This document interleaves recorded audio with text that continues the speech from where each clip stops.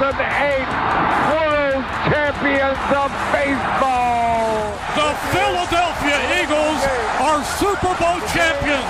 Eagles fans everywhere, this is for you. Now entering the game for Philly Press Box Radio, Bill Furman and Jim Chet Chesko.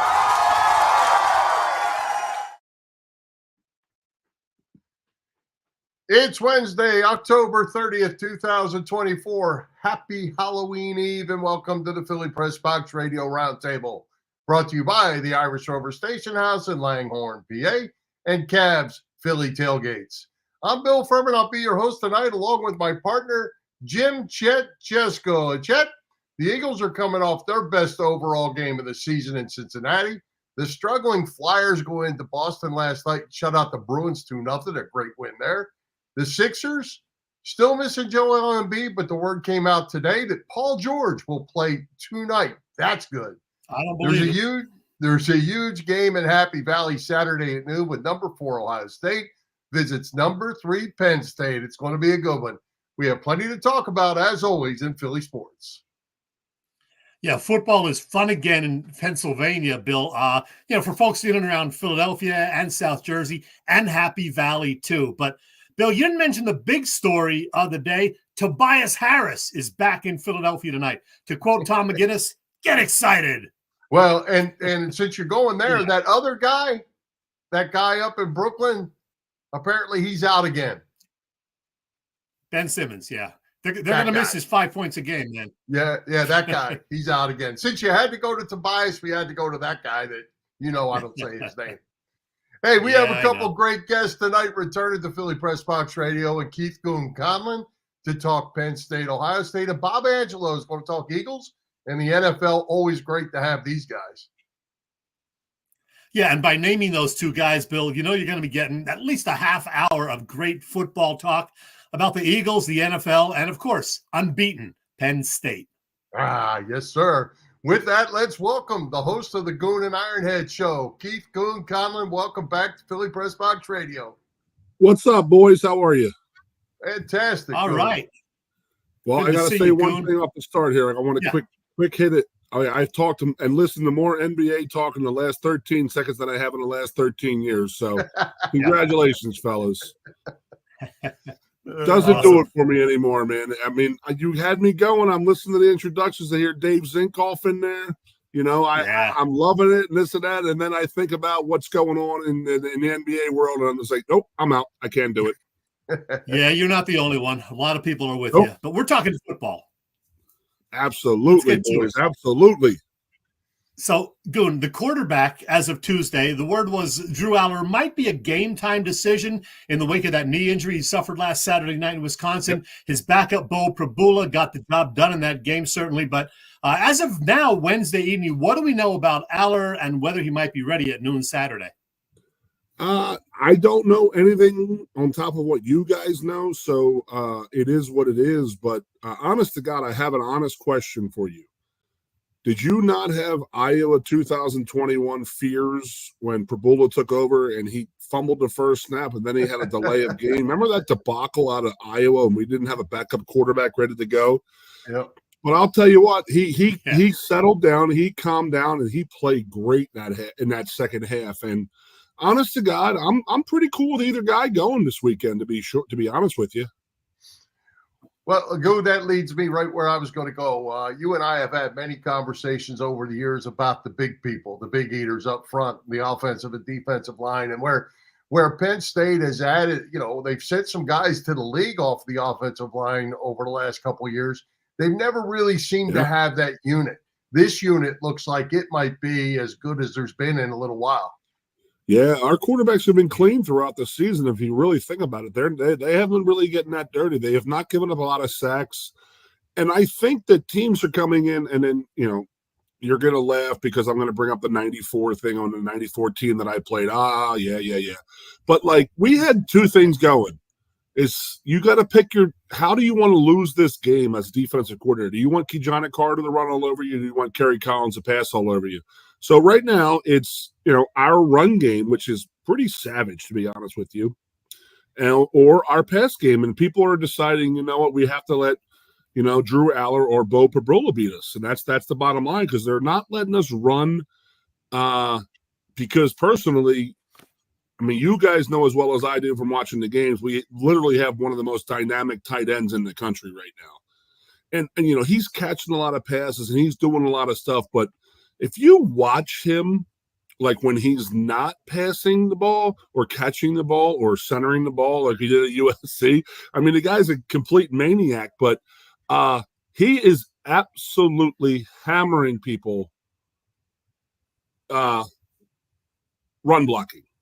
I mean, absolutely setting the edge for these guys, and he is just dirtying some defensive ends out there, some pretty good defensive ends, none of which we have seen until now, because this weekend is going to be the big weekend to see what's going to happen with our team. But Tyler Warren is absolutely out of his mind, playing well. The offensive line, and then you got to give Coach Franklin and Coach Troutwine a lot of due, and that is the depth. We have not had depth at this offensive line position, and I'm going to tell you, 15, 20 years. Yep. And now we're popping 3 guys in the NFL last year, and now we only allowed 4 sacks already this year. That's it. You have 3 guys in the NFL from last year's team, and you have guys coming in replacing them. One being, who the center is. I mean, I don't have to say this, right? Chocolate Thunder's kid, man. Right. I mean, the greatest basketball center in Philadelphia Sixers history. Right. I'm taking Dawkins over Wilt and Moses. I'm sorry. Come on. I know he doesn't have the stats, but I'm telling you, as a 9-year-old kid, seeing a guy rip a rim out of the wall and the glass shattering everywhere, you fall in love with that dude, man. Oh, man. So Doc's son's playing center for us right now, and he's playing well. He's playing very well, but it's the leadership that he's giving right now. And these offensive linemen, these young guys are stepping up, and these guys are like really, really good. We got Hayden Rucci comes in at right tackle.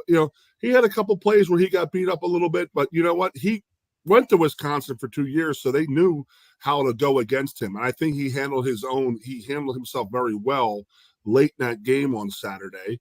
He might be starting this game. I don't know. But the offensive line is, obviously I'm going to say the big eaters up front have been doing great this year, and they have been. They really have been. And we have not been able to have this conversation in how long, Bill? Long time. Years and years. I would say I guess I should that offensive line in like 18, I think. Or I'm sorry, 08. Yeah.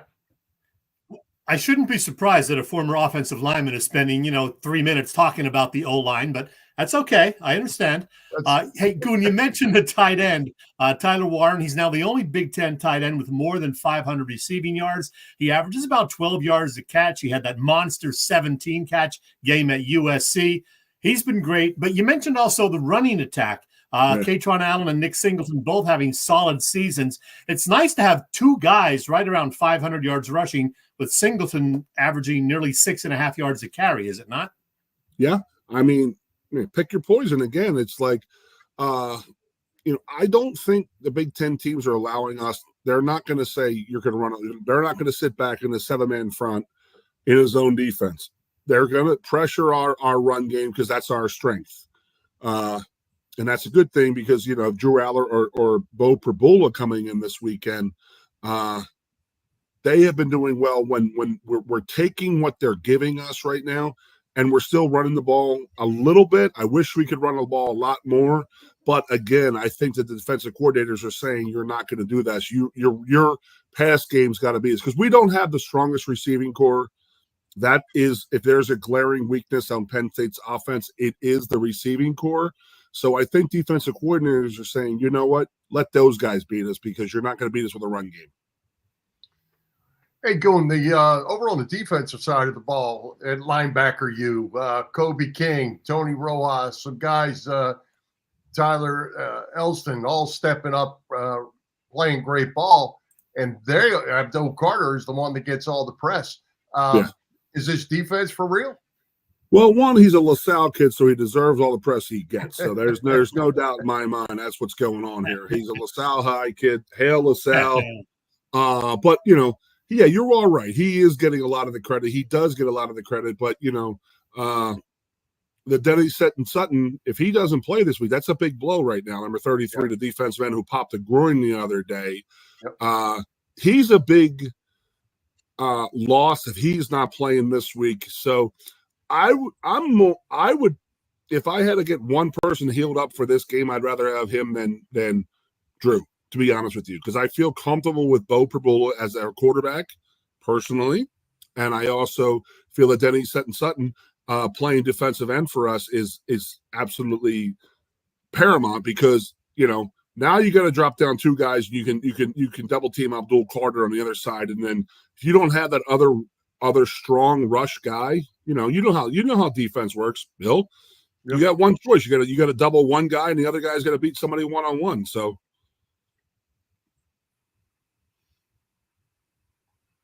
I lose you. Chet, you there? Yeah, we froze there a little bit. Yeah. Well, Keith, I haven't always been the biggest fan of the head coach, but we have to give James Franklin his due this season. I mean, you can't criticize a coach when he's undefeated and he's had a couple of huge October road victories under his belt, right? It's pretty impressive. Sure it is. Yeah, the people that knock James is like, just think about where we're at right now. We are,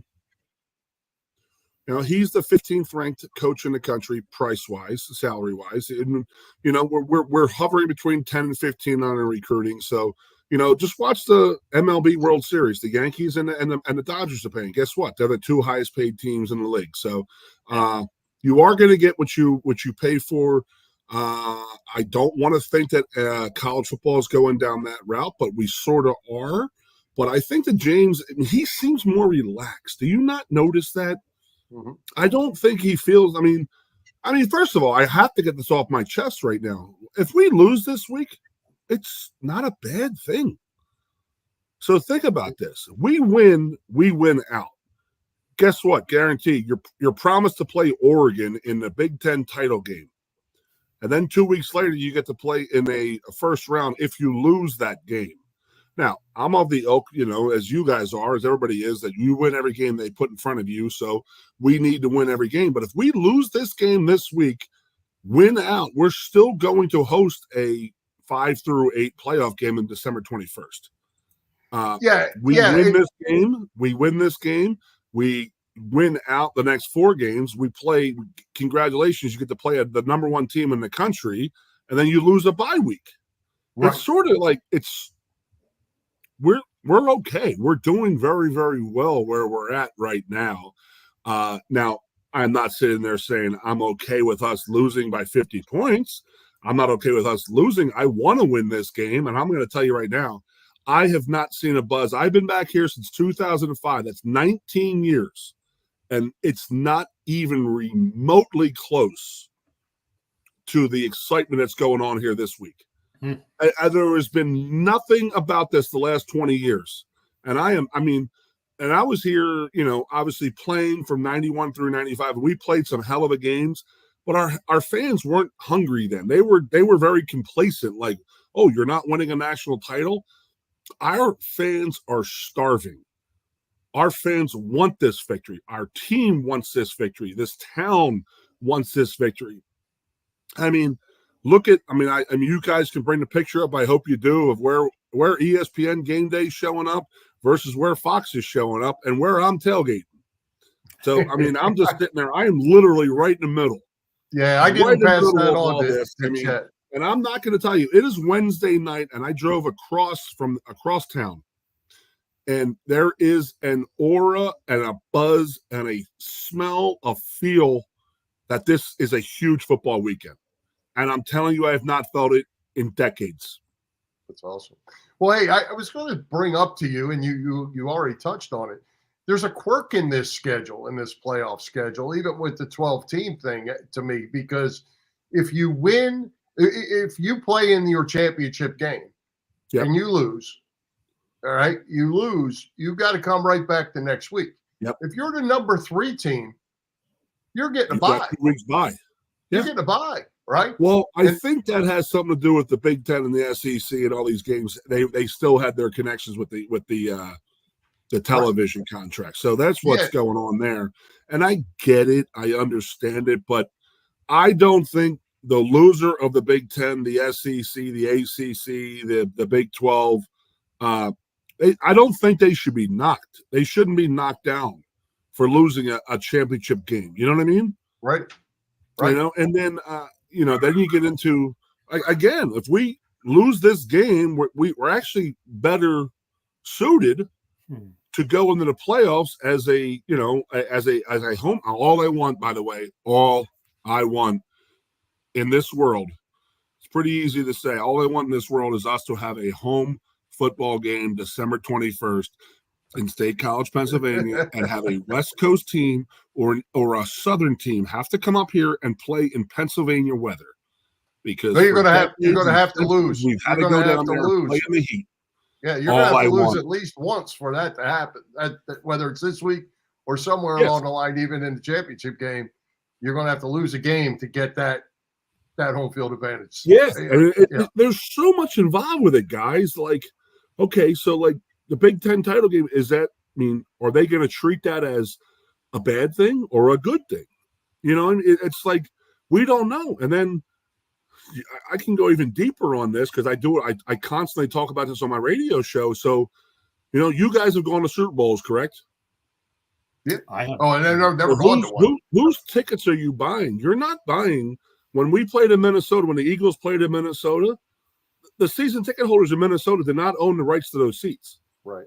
So if we have a home playoff game, do we, as a season ticket holder, do I own those seats? Probably not. Or does the NCAA come in and say, "Oh, these are our seats. You could buy these now"?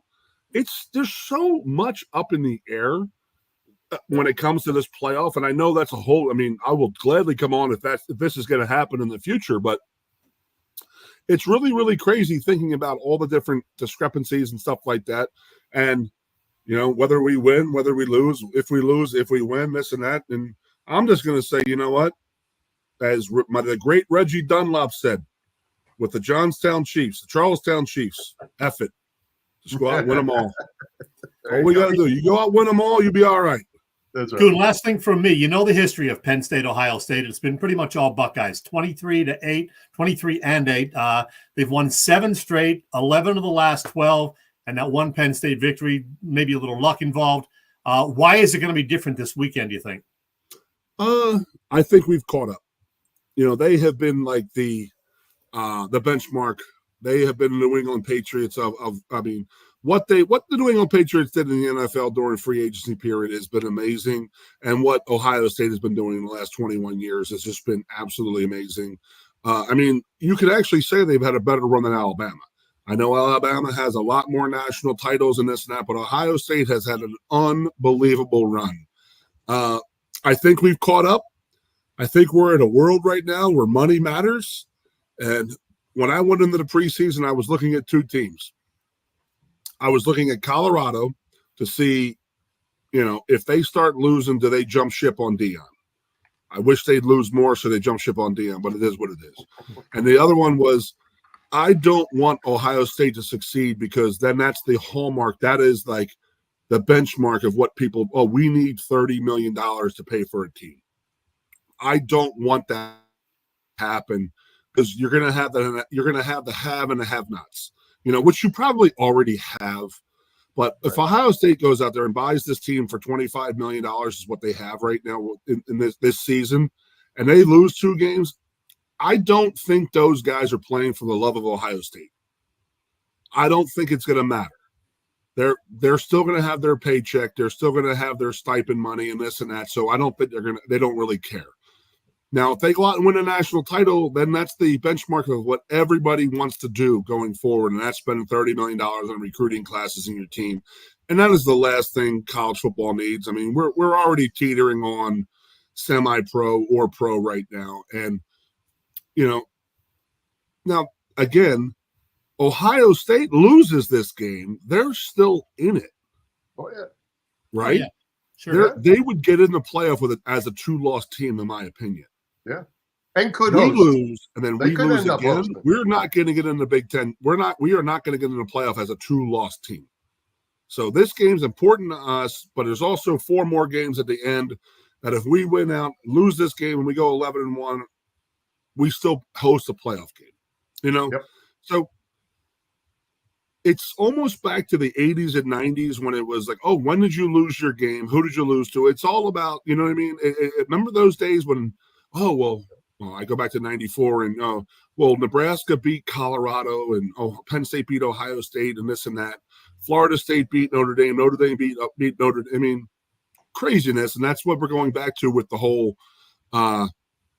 when did you lose versus how much you lost. And it's a weird world, but it's all coming back into play with this playoff thing, and that's the biggest thing that's been changed this year is the playoff. And I don't think that you don't understand it. I don't understand it. I really don't. But I think the fans will pick on it eventually and understand it, what's going on. But I think that win, lose, or draw this weekend, we still make the playoffs, and that's a successful season for us right now. But again, as Reggie Dunlap once said, F it, win them all, baby, win them all. There you go. Hey, Goon, one final question for me. How big a monkey is this for James Franklin to get this off his back? I'm with you on that one. I do truly believe, but I have this question too. Who has more pressure on their back right now, Ryan Day or James Franklin? And the answer is by a wide margin, more pressure is on Ryan Day than it is on James Franklin. So yeah, I think that James is going to say, you know what, we are what we are. We're going to roll out there. We're going to get it done. And if we don't get it done, we'll go plan B. There you go. Hey, before we let you go, Goon, give everybody an update where they can find you on your show. You've got several shows you do, and where they can find you on social media and all that. Yeah, my favorite show I do is the Monday Night Blue White Players Show at bluewhiteplayershow.com. We've been interviewing football players for the last 3 years.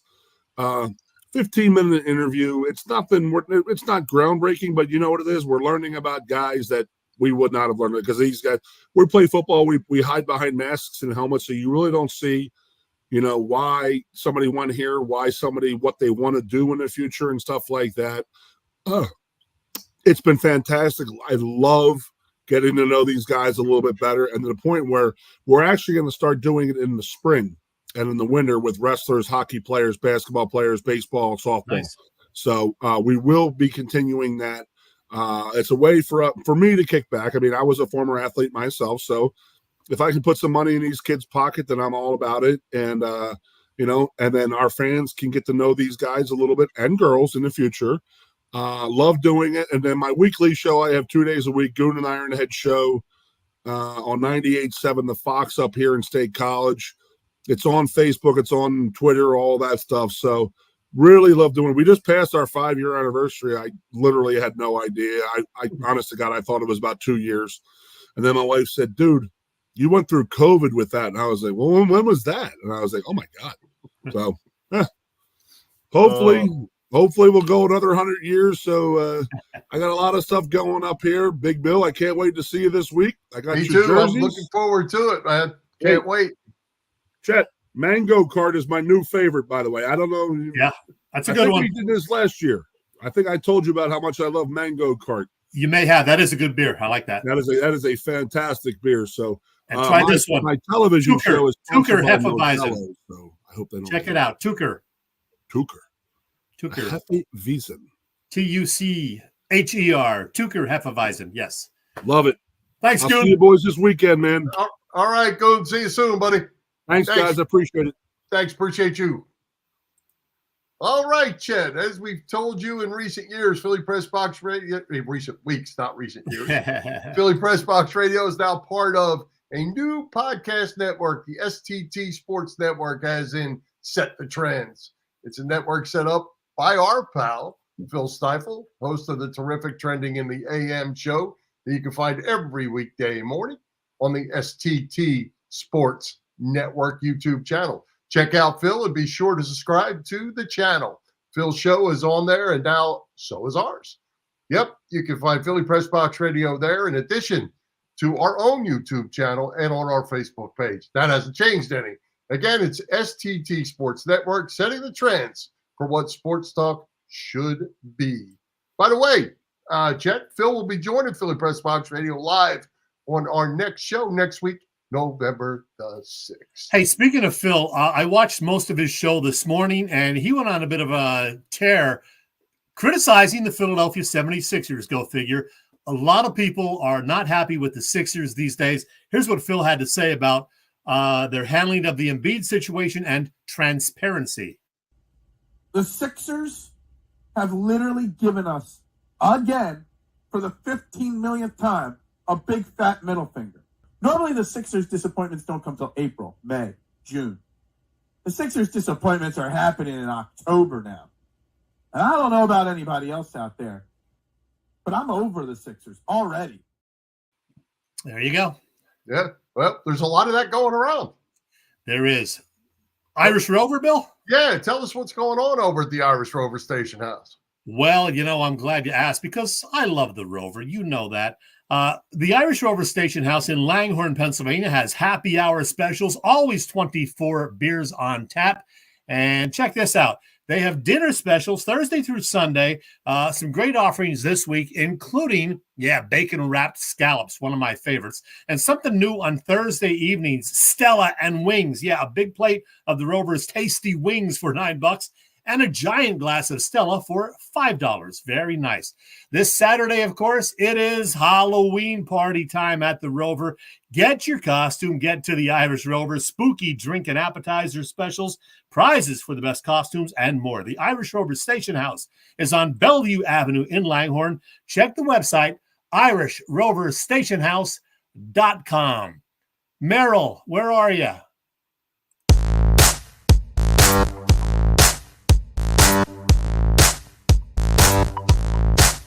Hi, football fans. This is Merrill Reese, and you're listening to Bill and Chet on Philly Press Box Radio. It's good!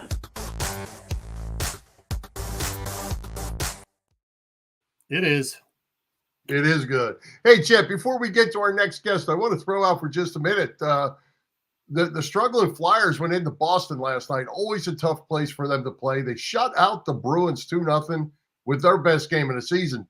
Did you get to see any of it? I did. And wondered if your thoughts were that maybe this is a turning point for this club. Boy, you got to hope so. Sam Ersson with a shutout. That was nice. And at a place where they haven't won in a long time up in Boston. So that was impressive. I did see a bunch of the second period and the third period. I actually had to turn it off when it was 1-0. And then I was checking the score, saw they added a late goal and 1-2. Very nice. So, some people want them to tank and get a real high draft pick. I don't. I want them to compete.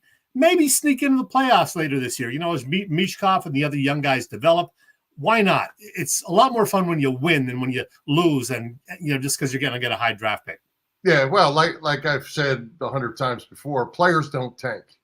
Management decisions might tank. Players don't tank. They're out there. They're playing hard. If not, they get hurt. Bad things happen when you're not out there doing your best. So I'm not going with players tanking, that's for sure. And I don't see Danny Briere, Keith Jones, and John Tortorella tanking. It's not in their DNA. Yeah, I'm with you. So, keep the wins coming. Keep the fans excited and energized. And, we'll see what happens. It's a long season. Yep. Hey, on the Sixers note, we mentioned Paul George is going to play tonight, it looks like.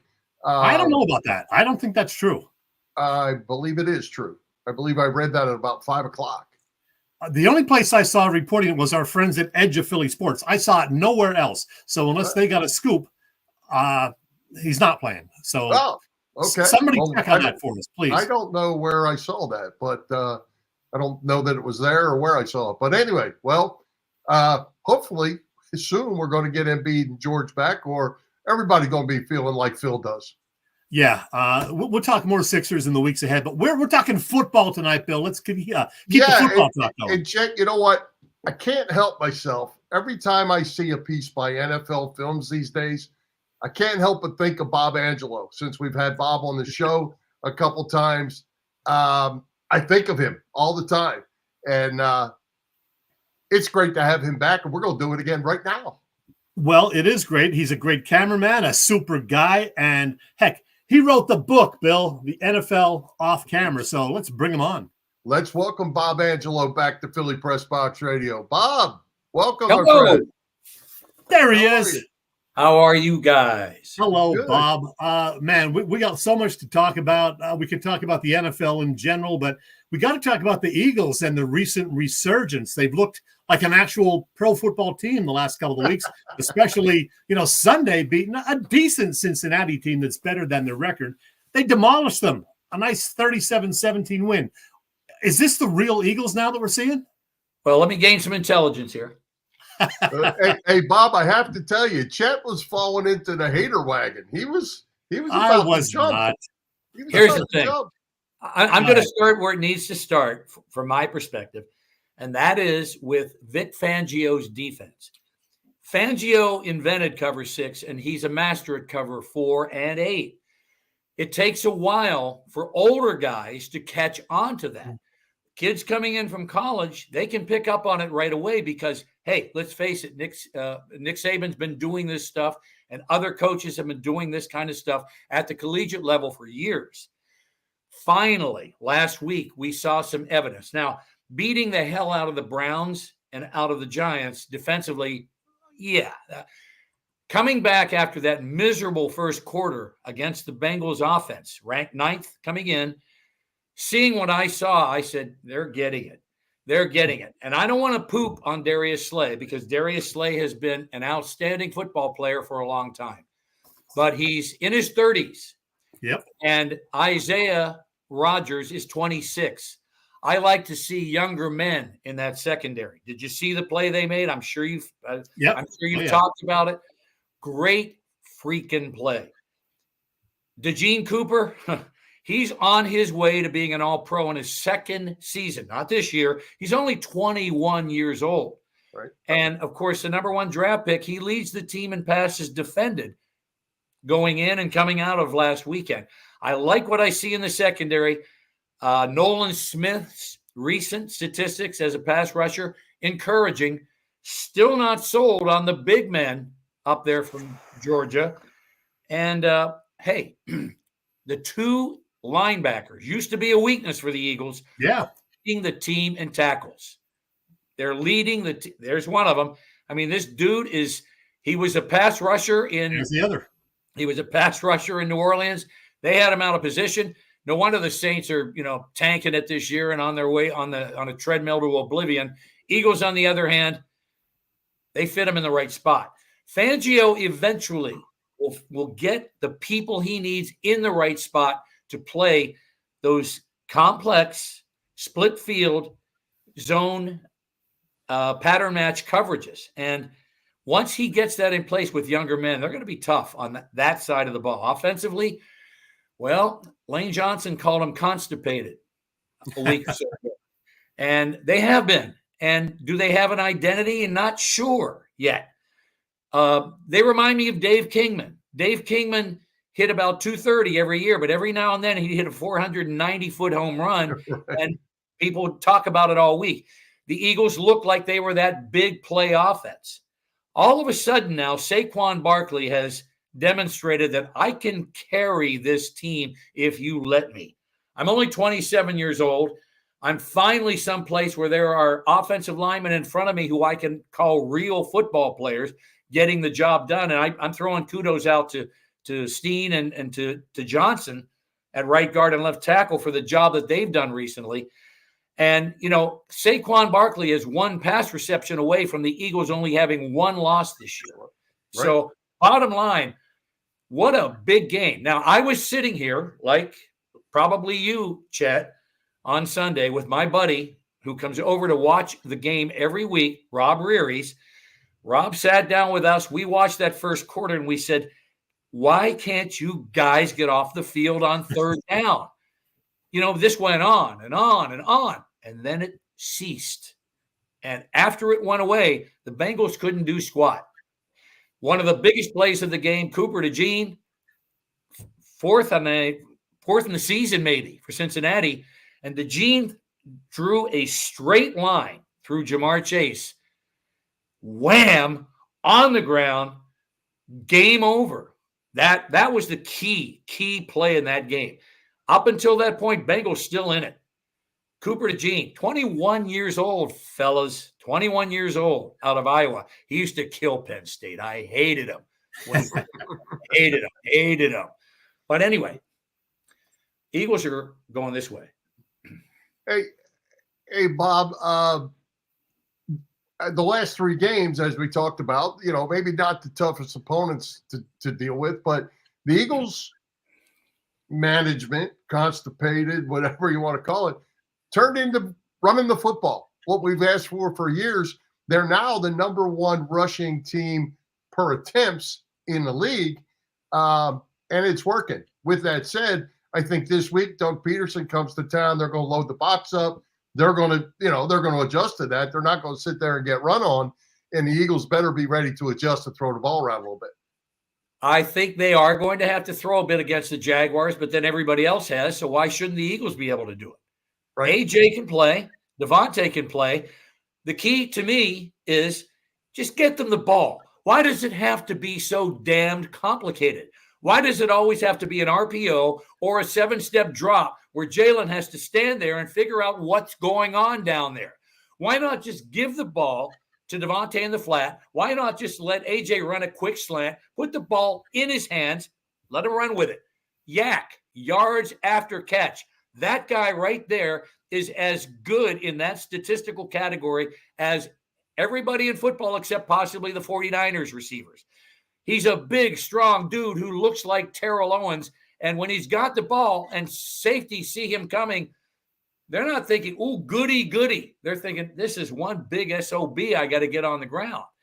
Devontae, how many times now recently have we seen an underneath crossing route where he catches the ball and wins a game? He did that 2 weeks ago. Last week, again, underneath catching the ball on a power out route twice. He picked up big yards after the catch.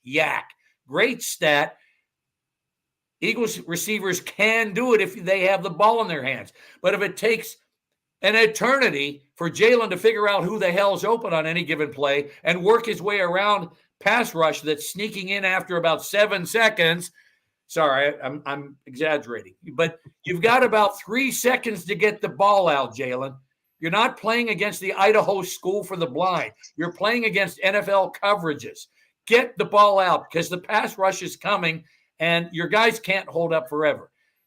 To me, the key to the rest of this season is Jalen Hurts learning Kellen Moore's offense. And please let it be Kellen Moore's offense and not Nick Sirianni. Yes. Let it be Kellen's offense that he learns.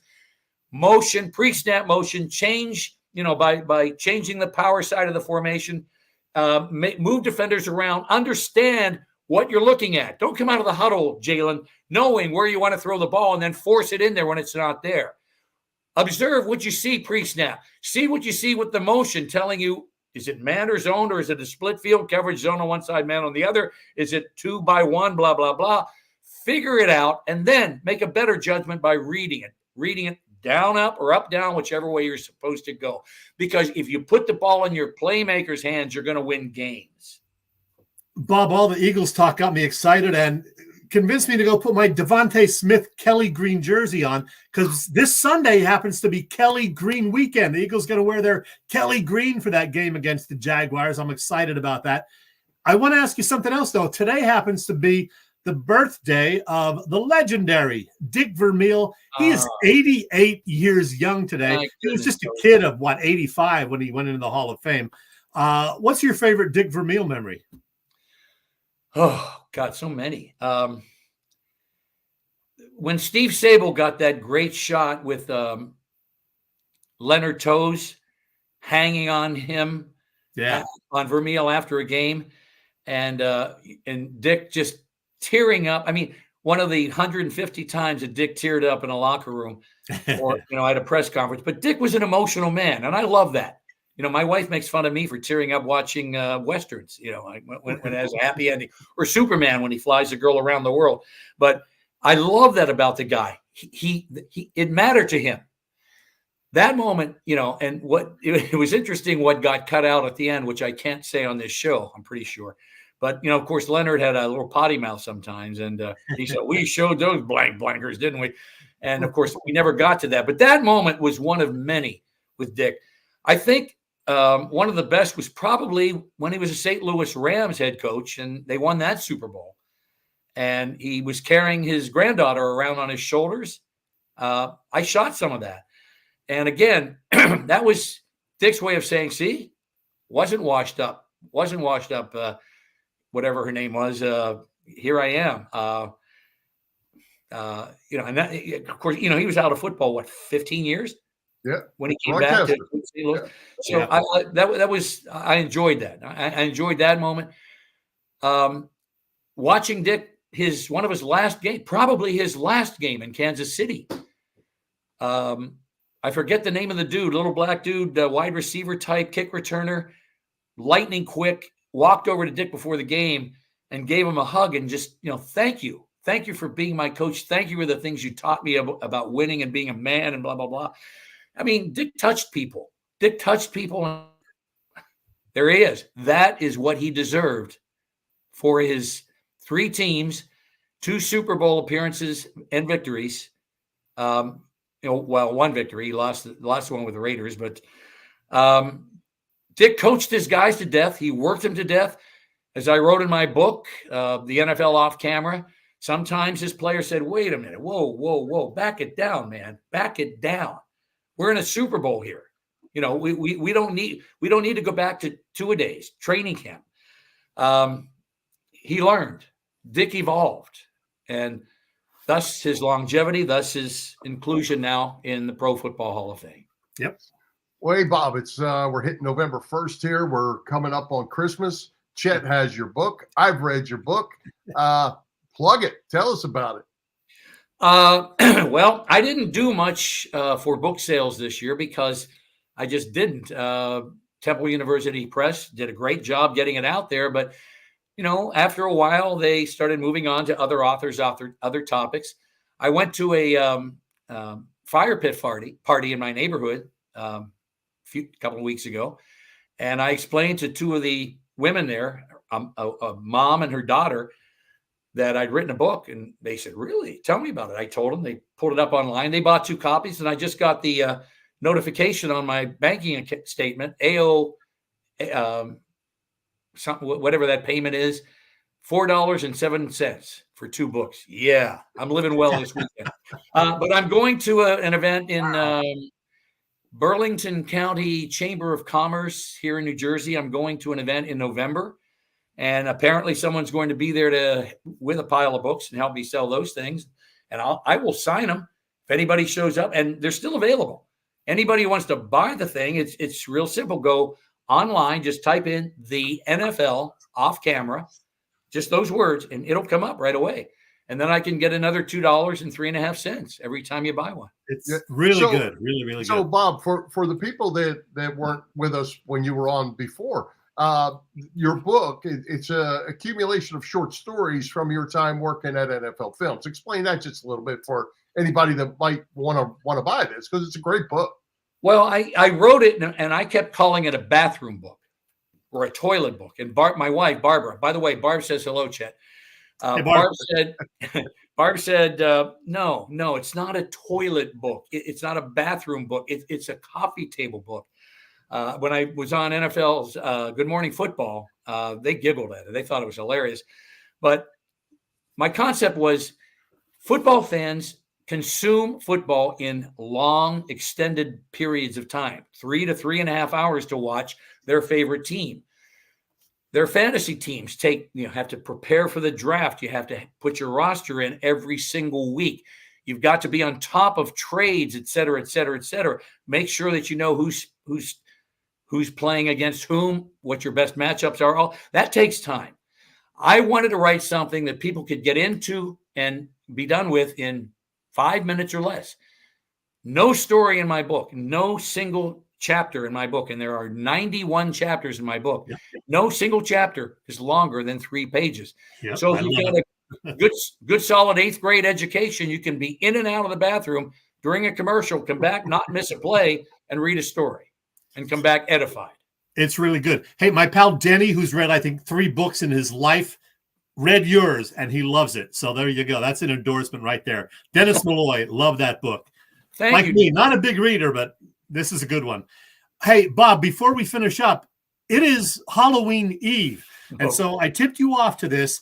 I'm just wondering, who are the 3 or 4 scariest guys you got to watch up close during your decades on the sidelines? Let me refer to my notes. Okay. Historically, wrong notes. Historically, Deacon Jones was a force of nature. Deacon Jones invented the head slap. Carl Eller picked up on it. So did several other defensive ends in that era. It's now totally illegal. You can be thrown out of the game. You can be taken out and shot if you do that. But back in the day, it was a deadly maneuver to allow Deacon, as he said, quoting Muhammad Ali, just to get the advantage, just to put it out there, sting him so I could get by him. Deacon was a force of nature. Dick Butkus, my stars. I mean, Dick was. Look at that quote. When that's in my book. I quoted him directly with that. Dick was, Dick just, when the Bears drafted Dick and Gale Sayers in the same round back in 1964 or 5, not sure the year, I'd watch Bears games on television. They played the Steelers once, and there would be this muddle of people, and all of a sudden, whoosh, and boom, and Dick Hoke would go A over tin cups backwards, and that was Butkus. Butkus arrived angry. He arrived, and every time he hit somebody, he wanted to change the game. He wanted to tell the offense, no, not today. And Dick was scary that way on the field. And then I had to go way back for this one, but I remember him when I was 8 years old because I was a fan of the Detroit Lions because they were my electric football team. Dick Night Train Lane, face mask, grabbing somebody by the face mask, and that was illegal, except against running backs up to 1962. In 1961, he was still allowed to do that and yank somebody and drag and pull them down to the ground. He was a scary person because he was a big, strong, angular, incredibly nasty defensive back. He was a cornerback for the Lions and, of course, a Hall of Famer now. And I have a long story about him that I'll tell on a different occasion because it involves other people. And we got 2 minutes, Bob. So who are the more recent guy? 2 minutes. More recent. Well, of course, Pittsburgh had Lambert, Count Dracula and Cleats. I gave him that nickname. There it is. That picture. And there was a sign on the stadium wall in Pittsburgh, Count Dracula and Cleats. When I saw that, I said, "My God, I'm an influencer before my time." I was affecting popular culture. But I got to know Jack very well, and Jack was he was just an intimidator. Played it clean. Everybody thought Jack was dirty. No, not so much. However, in his very same locker room was somebody even scarier, Mel Blount.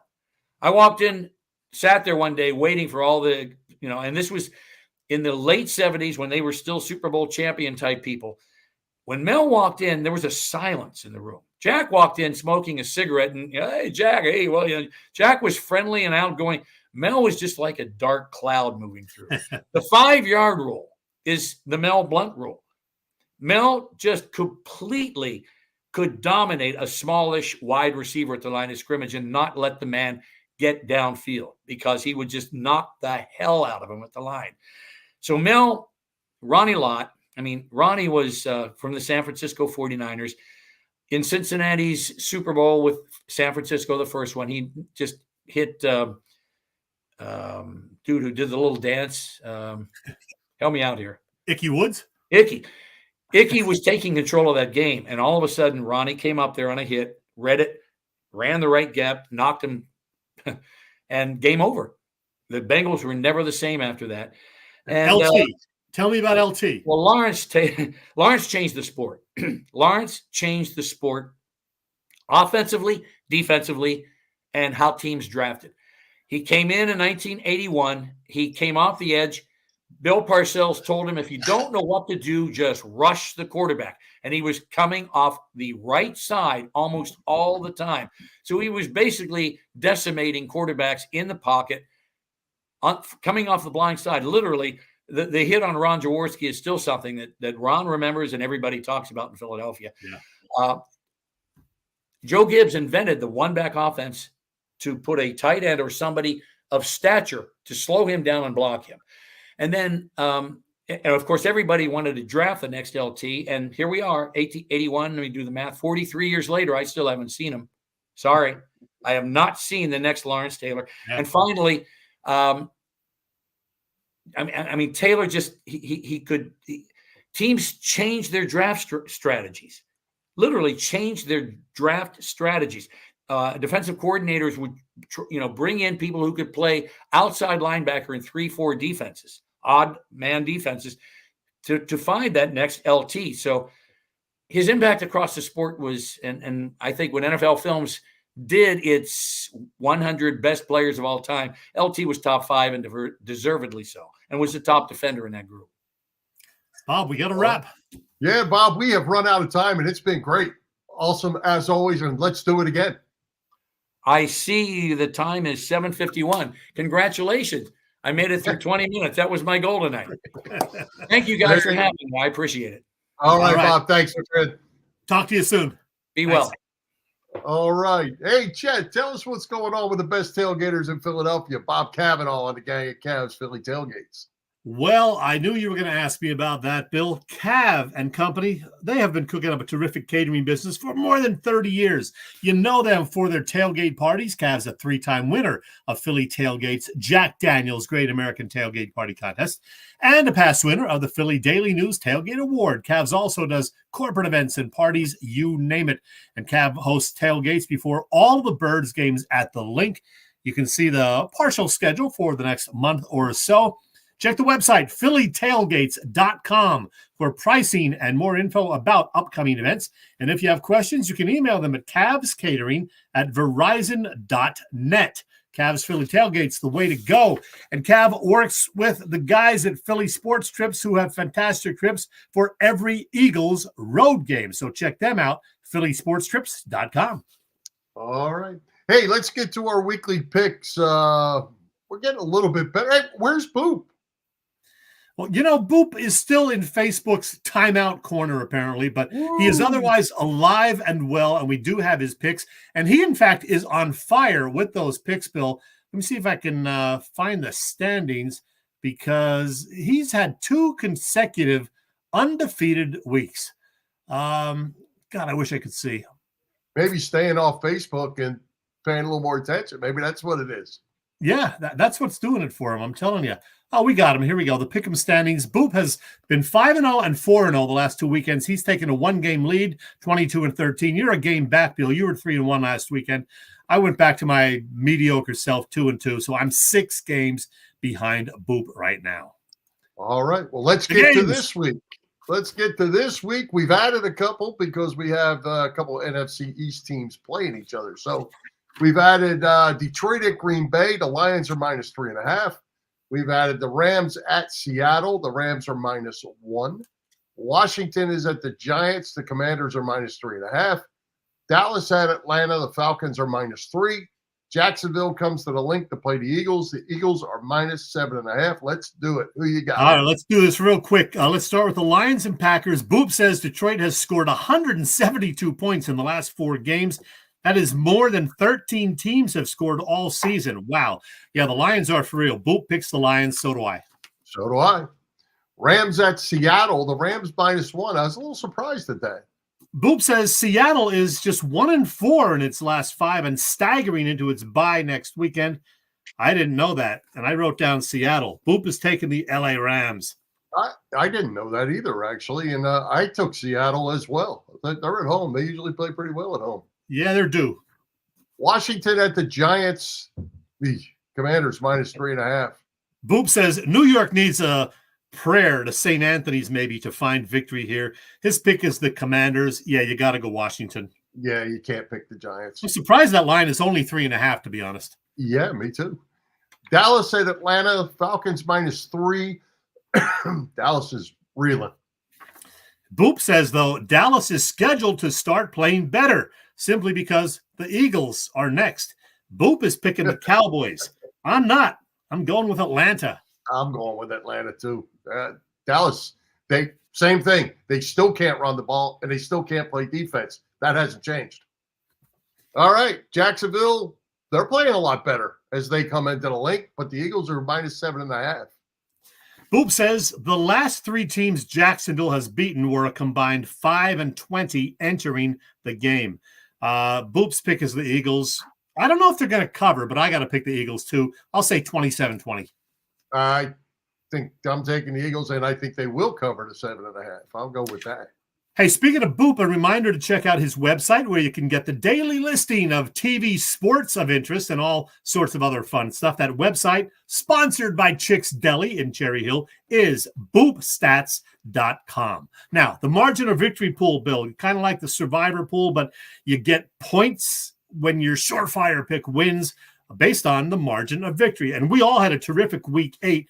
Bill, you got a winner by 2 touchdowns, but you lost ground because both Boop and I took Detroit, which won by 38 last week, 52-14. So let me find those standings. I'm in first place in that one with 103 total points.